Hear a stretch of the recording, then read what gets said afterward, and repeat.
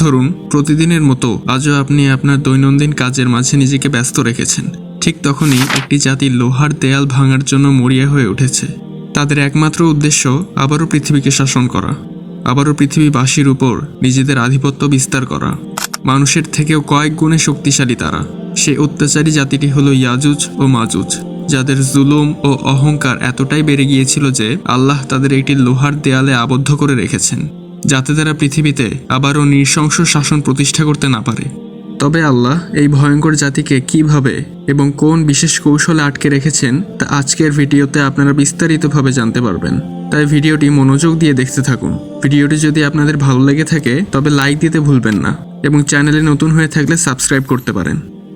নূহ আলাইহিসসালামের 4 জন সন্তানের মধ্যে একজন ছিলেন ইয়াফাস, এবং এই ইয়াফাসের বংশধরাই ছিল মূলত ইয়াজুজ ও মাজুজ, অর্থাৎ তারা আদম সন্তানেরই অংশ।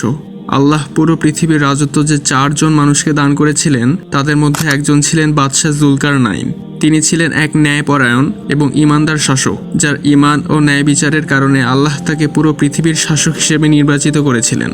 তিনি হজরত ইব্রাহিম আলাইহিসসালামের কাছে ইসলাম ধর্ম গ্রহণ করেছিলেন এবং খিজির আলাইহিসসালামের খালাতো ভাই ছিলেন। আপনারা হয়তো অনেকেই খিজির আলাইহিসসালাম ও মুসা আলাইহিসসালামের সেই অসাধারণ গল্পটি জানেন, কিন্তু যদি এখনও কেউ সেই গল্পটি না শুনে থাকেন তবে আমাকে কমেন্টে জানাতে পারেন। আমি খুব শীঘ্রই পরবর্তী কোনো এক ভিডিওতে সেই অসাধারণ গল্পটি আপনাদের কাছে তুলে ধরব। একদিন বাদশাহ জুলকারনাইন তার সৈন্য সামন্ত নিয়ে পৃথিবীর উত্তর অঞ্চলে যাত্রা শুরু করলেন। চলতে চলতে তারা 2টি পাহাড়ের মধ্যবর্তী এক জায়গায় পৌঁছে গেলেন। সেখানে কিছু অদ্ভুত জাতির দেখা পেলেন, যাদের ভাষা তিনি বুঝতে পারছিলেন না। তাদের সাথে ইশারায় এবং দোভাষীর সাহায্যে কথা বলে বাদশাহ জুলকারনাইন জানতে পারলেন যে ইয়াজুজ ও মাজুজ তাদের উপর অত্যন্ত অত্যাচার এবং জুলুম করছে, তাদের আবাদ করা ফসল খেয়ে ফেলছে, তাদের ঘরবাড়ি ধ্বংস করছে। তারা বাদশাহ জুলকারনাইনকে বলল, হে ন্যায়পরায়ণ বাদশাহ, আমরা আপনাকে কিছু অর্থ দেব যেন আপনি তাদের এবং আমাদের মাঝে একটি প্রাচীর নির্মাণ করে দেন, যেন তারা প্রাচীর ভেঙে আমাদের উপর জুলুম করতে না পারে। তাদের কথা শুনে বাদশাহ জুলকারনাইন একটি লোহার প্রাচীর নির্মাণের সিদ্ধান্ত নেন। কুরআনে উল্লেখ আছে, বাদশাহ জুলকারনাইন বলেন, আমার প্রতিপালক আমাকে যে ক্ষমতা দিয়েছেন তাই যথেষ্ট। সুতরাং তোমরা আমাকে শ্রম দিয়ে সাহায্য করো। আমি তোমাদের ও তাদের মাঝখানে একটি মজবুত প্রাচীর গড়ে দেব। তোমরা আমার কাছে লোহা নিয়ে আসো। তারপর মধ্যবর্তী ফাঁকা জায়গা পূর্ণ হয়ে যখন লোহার ঢিবি 2টি পাহাড়ের সমান হলো, তখন জুলকারনাইন বলল, তোমরা হাপড়ে দম দিতে থাকো। যখন তা আগুনের মতো গরম হলো তখন সে বলল, তোমরা গলিত তামা নিয়ে আসো, আমি তা ওর উপর ঢেলে দেব। এরপর ইয়াজুজ মাজুজ তা পার হতে পারল না বা ভেদ করতে পারল না। জুলকারনাইন বলল, এ আমার প্রতিপালকের অনুগ্রহ। যখন আমার প্রতিপালকের প্রতিশ্রুতি পূর্ণ হবে তখন তিনি তাদের চূর্ণ বিচূর্ণ করে দেবেন। আর আমার প্রতিপালকের প্রতিশ্রুতি সত্য, যেদিন আমি তাদের দলে দলে তরঙ্গের আকারে ছেড়ে দেব আর সিংহায় ফু দেওয়া হবে, তারপর আমি তাদের সবাইকে একত্র করব। সূরা কাহাফ আয়াত 93 থেকে 99। দেয়াল নির্মাণ করার পর ইয়াজুজ মাজুজ বন্দী হয়ে গেল। কোনোভাবেই তারা নিজেদের মুক্ত করতে পারল না।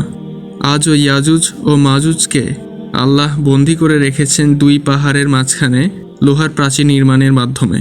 ভোরের আলো দেখার সাথে সাথে ইয়াজুজ মাজুজ দেয়ালটি ভাঙার জন্য চেষ্টা চালাতে থাকে।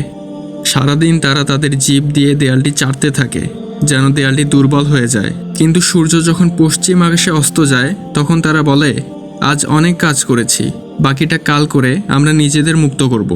তারা ইনশা আল্লাহ বলতে ভুলে যায়। পরের দিন যখন তারা আবার দেয়ালটির কাছে আসে তখন দেখতে পায় দেয়ালটি পুনরায় আগের মতো হয়ে গেছে, বরং আগের থেকেও আরও মজবুত হয়ে গেছে। এভাবেই তারা প্রতিদিন দেয়ালটি ভাঙার চেষ্টা চালিয়ে যাচ্ছে। যেদিন তারা বলবে, আজ অনেক কাজ করেছি, বাকিটা কালকে করব ইনশা আল্লাহ, সেদিন আল্লাহ তাদের মুক্ত করে দেবেন। দাজ্জালকে হত্যা করার পর ঈসা আলাইহিসসালাম যখন পুনরায় পৃথিবীতে শান্তি প্রতিষ্ঠা করবেন তখন ঈসা আলাইহিসসালামকে আল্লাহ জানিয়ে দেবেন যে তিনি এমন এক জাতিকে মুক্ত করতে যাচ্ছেন যাদের মোকাবেলা করার সামর্থ্য মানুষের নেই। সুতরাং ঈসা আলাইহিসসালাম যেন তার অনুসারীদের নিয়ে তুর পাহাড়ের পাদদেশে আশ্রয় নেয়। তাদের সংখ্যা এত বেশি হবে যে যখন তাদের এক দল তাবারিয়া উপসাগরের সমস্ত পানি খেয়ে এমনভাবে শুকিয়ে ফেলবে যে অন্য আরেক দল অবাক হয়ে বলবে, এখানে হয়তো কোনো এক সময় সমুদ্র ছিল। তারা পৃথিবীর সকল প্রাণীকে হত্যা করে ফেলবে। মুসলিমরা তখন ঈসা আলাইহিসসালামের সাথে তুর পাহাড়ে আশ্রয় নেবেন। সমস্ত প্রাণীকে হত্যা করার পর তারা বলবে, আমরা পৃথিবীবাসীর উপর বিজয় অর্জন করেছি, এখন আসমানবাসীর উপর বিজয় অর্জন করতে হবে। এই বলে তারা আকাশের দিকে তীর ছুঁড়তে থাকবে। আল্লাহ সেই তীর রক্তাক্ত করে তাদের কাছে পাঠিয়ে দেবেন। তারা বুঝবে যে তারা আসমানবাসীদের উপর বিজয় অর্জন করেছে। তাদের ধ্বংসযজ্ঞ দেখে ঈসা আলাইসাল্লাম আল্লাহর কাছে দোয়া করবেন যেন আল্লাহ তাদের ধ্বংস করে দেন। আল্লাহ ঈসা আলাইসাল্লামের দোয়া কবুল করবেন এবং ইয়াজুজ ও মাজুজের কাঁধের দিক থেকে এক প্রকার পোকার সৃষ্টি করবেন। এতে তাদের দেহে রোগ জীবাণু বাসা বাঁধবে এবং সেই সাথে সমস্ত জাতি ধ্বংস হয়ে যাবে। পৃথিবী জুড়ে তাদের লাশ পড়ে থাকবে। আল্লাহ তখন নখযুক্ত পাখি পাঠিয়ে লাশগুলোকে সরিয়ে নেবেন। অতঃপর আল্লাহ পৃথিবীতে বৃষ্টি বর্ষণ করবেন, ফলে পুরো পৃথিবী আবারও পরিচ্ছন্ন হয়ে যাবে। মাটির উর্বরতা বৃদ্ধি পাবে, ফল ফলাদি দ্বারা প্রতিটি গাছ ভরে যাবে। অবস্থা এমন হবে যে একটি ডালিমের নিচেই পুরো একটি জাতি আশ্রয় নিতে পারবে। এইভাবেই সেই শক্তিশালী অত্যাচারী জাতিকে আল্লাহ পৃথিবী থেকে নির্মূল করে দেবেন।